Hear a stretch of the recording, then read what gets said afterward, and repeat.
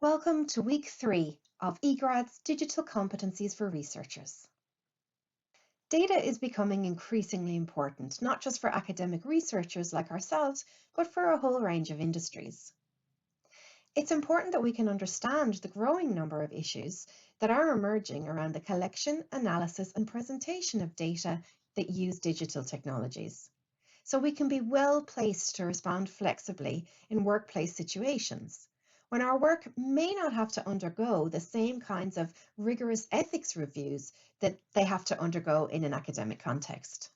In the learning material this week, we'll look at some of the ethics around the ways that we can capture and store digital data, including data that we find online.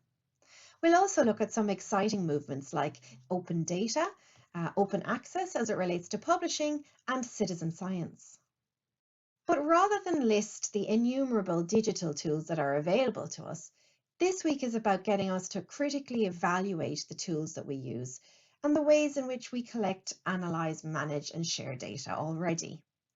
And the purpose of this is to provide you with a point of departure so that you can continue your learning individually depending on your interests and professional goals.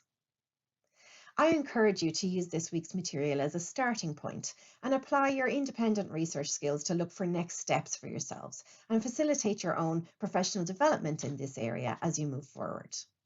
Please continue to use the Padlets as a point of reflection and documentation, not just as your past experiences, but also of your thinking as it evolves during the process of engaging with the learning material. Doing this will help you meet the learning outcomes. By the end of this week, you'll have had opportunities to understand the importance of ethical decision-making across the data collection and analysis life cycles. You'll have had a chance to review your own current data practices and consider ways that you might want to collect data in the future. You'll have located data and used an appropriate digital tool to produce a visualization of that data.